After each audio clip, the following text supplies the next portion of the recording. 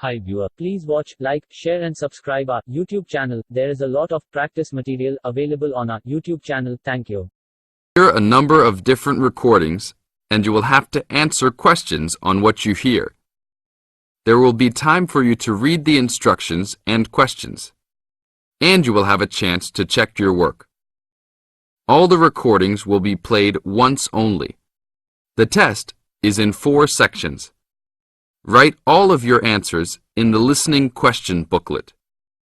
At the end of the real test, you will be given 10 minutes to transfer your answers to an answer sheet.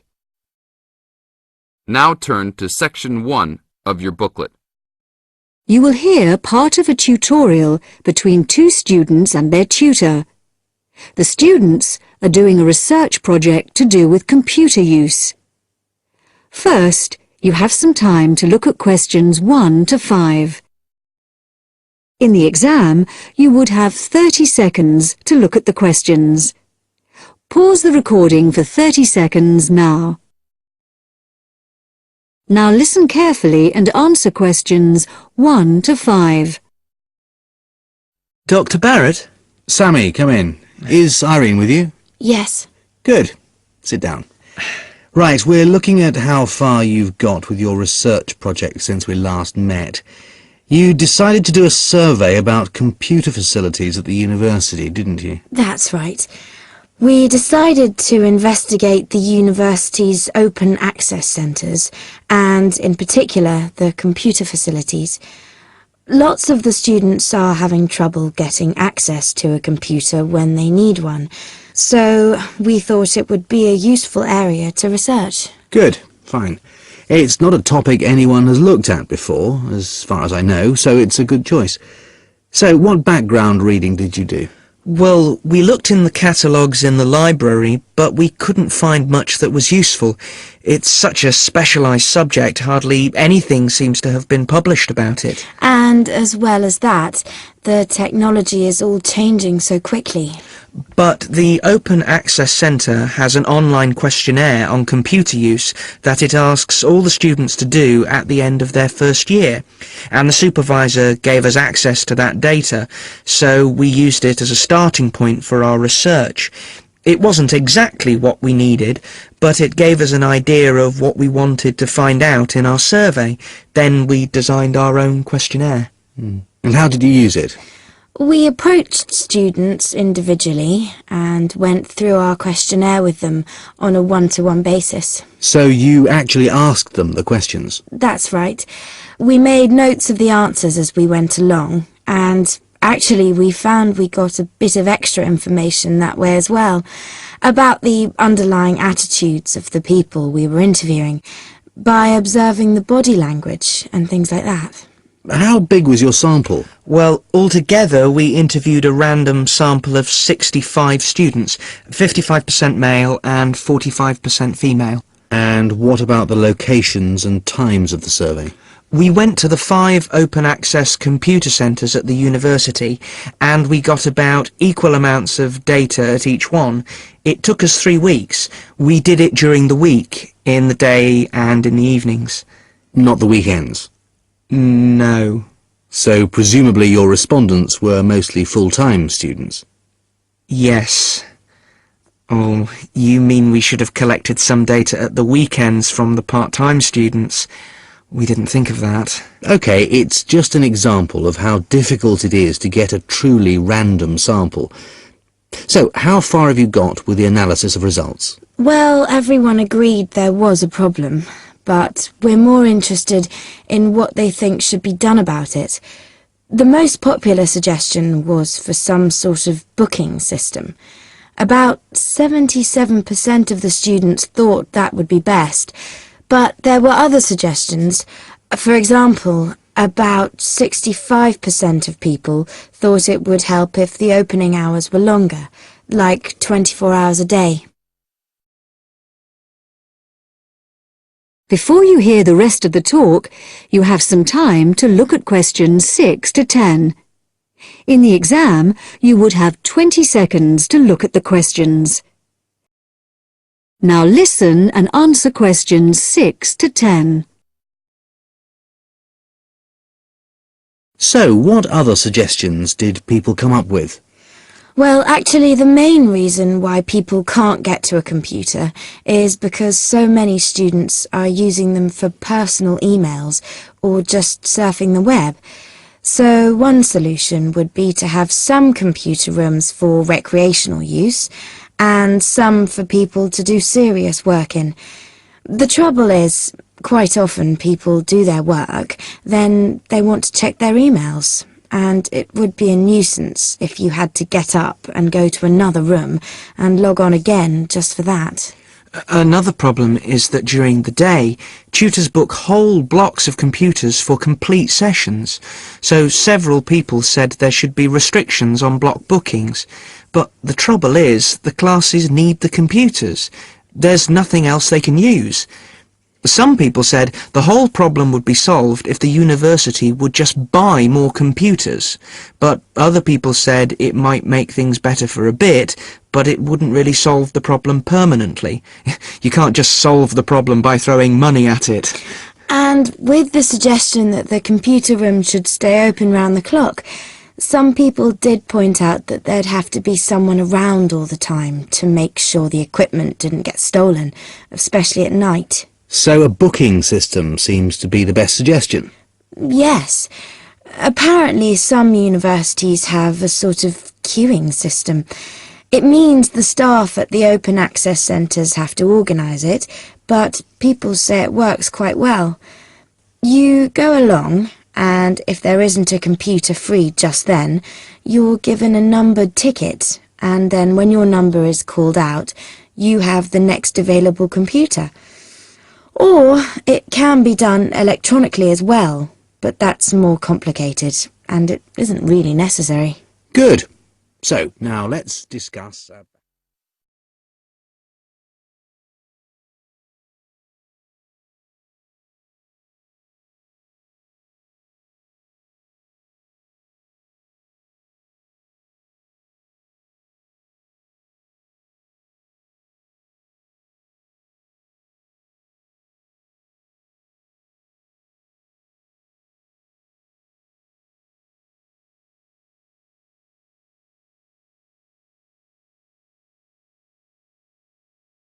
Now turn to Section 2.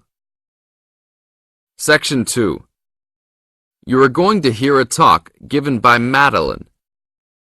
She is going to introduce the recreational facilities on campus and in town. First, you have some time to look at questions 11 to 20.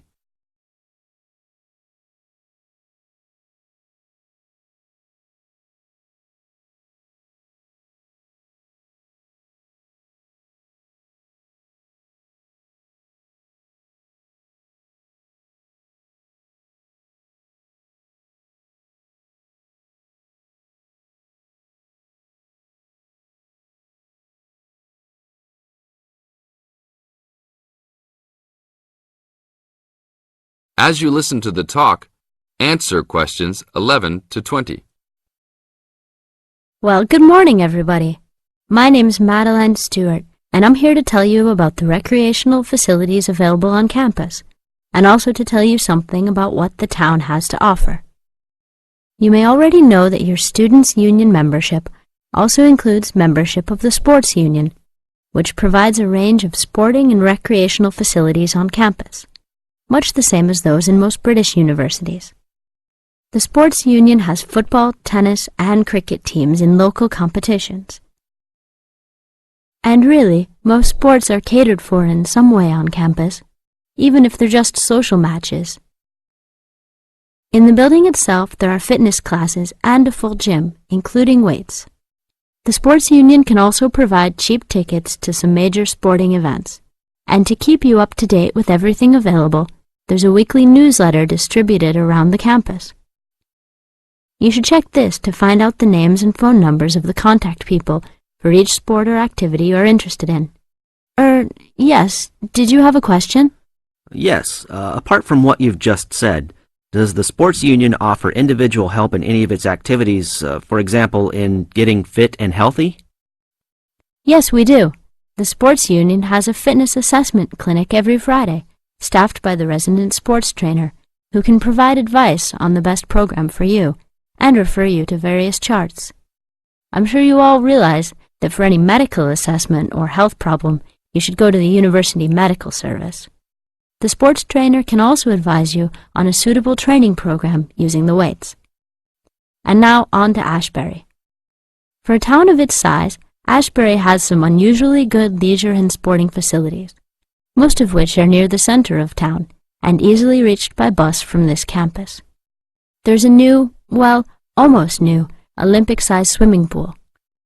That's not quite in the central town area, but it's only a 5-minute walk from the bus stop.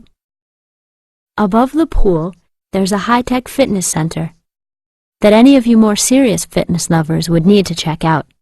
Then, in the center of town, there's a sporting complex called the Anderson Center, which contains squash courts and facilities for a number of other indoor sports, such as basketball. And just around the corner from the Anderson Center, in the main street there, is an indoor bowling alley. All of these facilities are listed in the weekly newsletter, so I encourage you all to look through it and... This is the end of Section 2. Now you have half a minute to check your answers.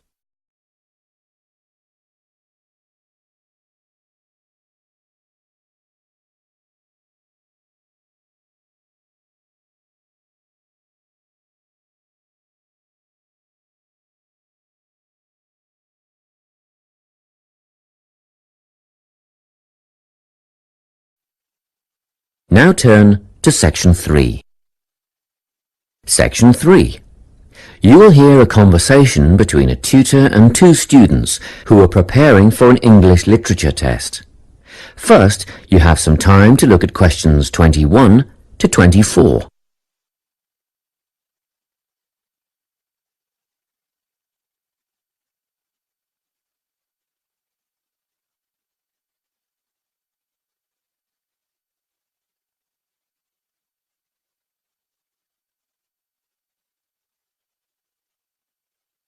Listen carefully and answer questions 21 to 24. Hello, Lorna, Ian. Glad you could make it. You're the only two who put your names down for this literature tutorial, so let's get started, shall we? I want to run over some aspects of the novel The Secret Garden with you before the test next week. Be sure to take some notes and ask questions if you need to. Hey, Lorna, have you got a spare pen? Sure, here you are. Okay, so the story follows two key characters. You should refer to them as protagonists, who go by the names of Mary Lennox and Colin Craven. The story is set shortly after the turn of the 20th century, and the narrative tracks the development of the protagonists as they learn to overcome their own personal troubles together. That's quite a common storyline, isn't it? Yes, you're right, Lorna. So what can you tell me about the character of Mary? Well, in the beginning, she is an angry, rude child who was orphaned after a cholera outbreak and forced to leave India and move to the United Kingdom to her uncle's house in Yorkshire. That's right. And there she meets Colin, who spends his days in an isolated room, believing himself to be permanently crippled, with no hope of ever gaining the ability to walk. The two strike up a friendship, and gradually learn, by encouraging each other, that they can both become healthy, happy and fulfilled in life. Will we need to remember a lot of these details for the exam? Just the basic outline. Examiners don't want to read a plot summary. They know what the book is about. Focus on narrative techniques instead, such as point of view. What's that mean? It's all about how we see the story. This story, for example, is written from the perspective of what is called an omniscient narrator. Omniscient means all-knowing. So, as readers, we get to see how all the characters feel about things, what they like and don't like, and what their motivations are in the story. Before you hear the rest of the conversation, you have some time to look at questions 25 to 30.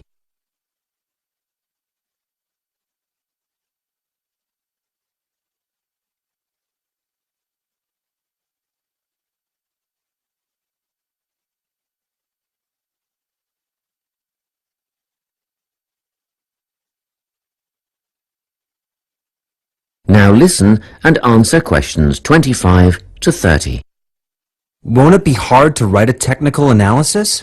After all, it's a kid's book. Well, it was initially pitched at adults, you know. But over the years it has become seen as a more youth-orientated work. And you're right in a sense. The simple vocabulary and absence of foreshadowing make the story very easy to follow and ideally suited for children. But that doesn't mean there isn't much to analyse. Look at the symbolism, for instance. Symbols are things, right? Material things like objects that stand for abstract ideas. Absolutely, yes. And the author uses many of them. There's the robin redbreast, for example, which symbolises the wise and gentle nature that Mary will soon adopt.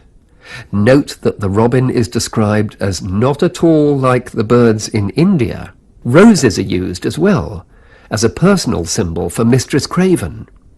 You'll see they're always mentioned alongside her name, and Mistress Craven's portrait can also be interpreted as a symbol of her spirit. Are symbols just another name for motifs? No, motifs are a bit different. They don't have as direct a connection with something the way that a symbol does.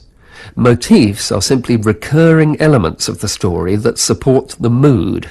Are there any in this novel? Yes, two very important ones. The Garden of Eden is a motif. It comes up a few times in connection with the garden of the story. And then you've got the role that secrets play in the story. In the beginning, everything is steeped in secrecy, and slowly the characters share their secrets, and in the process move from darkness to lightness, metaphorically, but also, in the case of Colin, quite literally. His room in the beginning has the curtains drawn, and he appears at the end in the brightness of the garden. Anything else we need to know about? Yes.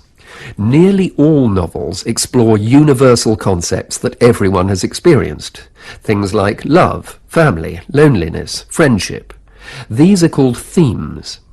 The Secret Garden has a few themes that all centre on the idea of connections. The novel explores, for example, the way that health can determine and be determined by our outlook on life. As Colin's health improves, so too do his perceptions of his strength and possibility. The author also examines the link between our environment and our physical and emotional prosperity. The dark, cramped rooms of the manor house stifle the development of our protagonists. The garden and natural environments allow them to blossom, just as the flowers do. Finally, this book looks at connections between individuals, namely Mary and Colin. This necessity of human companionship is the novel's most significant theme, because none of their development as individuals would have occurred without their knowing each other. Well, that about sums it up, I think. That's a great help, thanks. Yes, thanks very much. That is the end of section 3. You now have half a minute to check your answers.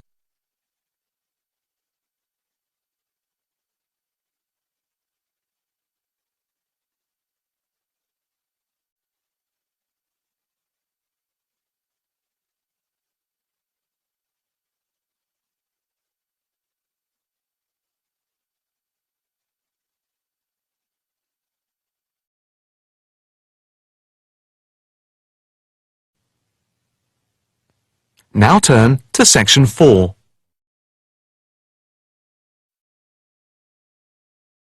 Section 4. You will hear a talk on the effect of architecture on people's mood.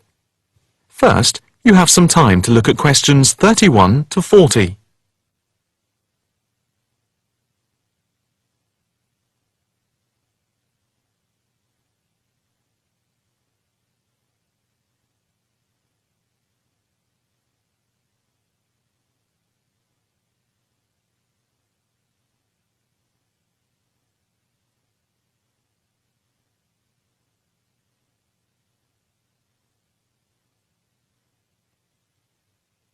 Now listen carefully and answer questions 31 to 40.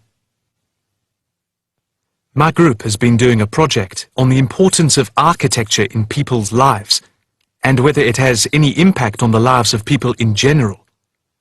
The main part I have played is in the collection of data to find out what effect, if any, various buildings have on people's mood, i.e. whether ugly buildings make people unhappy and whether beautiful buildings do the opposite. We had originally thought of starting measuring people's reactions by using a questionnaire with about 40 questions, which we were going to hand out to people, including students at the university. But we were worried that doing the questionnaire would be too time-consuming for people to fill in, so we gave up the idea. I then asked several of the postgraduate students for advice. One of them came up with the simple idea of showing people images of various buildings from different eras and styles, instead of giving out the questionnaire, and asking them to indicate how they felt on a scale of 1 to 5 about the images, where 1 was unhappy and 5 was very happy. People would also be given the option of not saying what they felt. Using the scale meant that it would be much simpler to record people's reactions. I decided to follow this advice, and so the first stage was to collect a large number of images. I used Google to print off colour images of views of houses and apartment blocks where people live, and different types of buildings where they work. I started with about 30 or 40, and then reduced them to 10 images. Media resources in the Amory building at the Judd Street branch of the university helped me produce the final images. I had them blown up to A4 size, and we used colour rather than black and white to make the detail on the images clearer. We made 5 sets of images, and for protection when handling, we pasted the images onto hard card. Then, using a machine to wrap them with plastic, we laminated the cards. 5 of us targeted different age groups. We went to a local school where we obtained permission to ask a group of teenagers between 11 and 18. We also asked a sample of the general public, including tourists from all over the world, as they exited the Tate Modern in London, what they thought. We aimed to ask people from different age groups, namely 20 to 40 and 50 and over. What our group learnt most from the project was first of all the value of teamwork. And secondly, we found that we had to appoint a leader to stop us pulling in different directions and falling apart. So this turned out to be an invaluable lesson for all of us. As to the findings, for us they proved intriguing. In the end, the sample consisted of 311 respondents. I thought initially that people wouldn't be interested in taking part. With the youngest age group, their reaction was very mixed. It was clear that the youngest group had no pattern of preference at all, as they frequently gave no reaction to the pictures. For the 20 to 40 age group, we found that they tended to score more in the middle range, around 3. We found that out of the 3 groups, the most likely to be favourably affected by the images, that is, they were more likely to score the images as 5, were those aged 50 and above. And nobody in this age group failed to say what their reaction was, which was unique for the 3 groups. In total, I have to say that about 71 people indicated that they had no reaction at all to an image. Our general conclusion is that we need to find out more about why people react as they do, but perhaps giving them a chance to give reasons for their decisions.